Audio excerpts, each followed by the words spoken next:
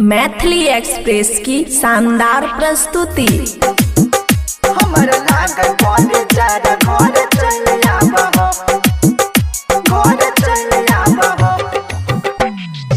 आइब गेलै ठंडी हो, आइब गेलै ठंडी पिया बस छहो मंडी घर चल आबहो, हाँ चल आबहो। हमर लागल बॉडी ज्यादा घर चल आबहो, हमर लागल बॉडी ज्यादा घर चल आबहो।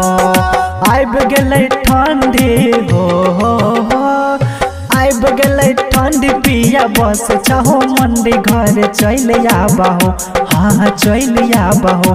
हमर लागल बॉडी ज्यादा घर चल आबहो, हमर लागल बॉडी ज्यादा घर चल आबहो। DJ good Madhubani, DJ good Madhubani, DJ हमर लागल बॉडी ज्यादा घर चल आबहो, हमर लागल बॉडी ज्यादा घर चल आबहो, चल आबहो। खुशी रिकॉर्डिंग स्टूडियो बलुआहा। चल जैबा नैहर रोज टांग दे बड़ा कहरे, भीतरी जवानी हमर कोयला नियन जरे, हाँ हाँ हाँ। चल जैबा नैहर रोज टांग दे बड़ा कहरे, भीतरी जवानी हमर कोयला नियन जरे। छोड़ी दो बहारबा, छोड़ी दो बहारबा, कटाइले टिकटवा घर चल आबहो, हाँ चल आबहो। हमर लागल बॉडी ज्यादा घर चल आबहो, हमर लागल बॉडी ज्यादा घर चल आबहो।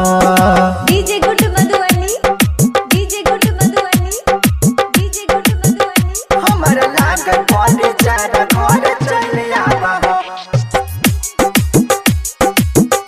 हमर लागल बॉडी ज्यादा घर चल आबहो, चल आबहो। साचे कहै छिया दिलवा के रीत हो, बात न बुझै चुकिया प्रेमी अमर जीत हो, प्रेमी अमर जीत हो। साचे कहै छिया दिलवा के रीत हो, बात न बुझै चुकिया प्रेमी अमर जीत हो। अमनया की हाँ हाँ हाँ, अमनया की कमबा छोड़ दहो घर जल्दी चल आबहो, हाँ चल आबहो। हमर लागल बॉडी ज्यादा घर चल आबहो, हमर लागल बॉडी ज्यादा घर चल आबहो। खुशी रिकॉर्डिंग स्टूडियो बलुआहा।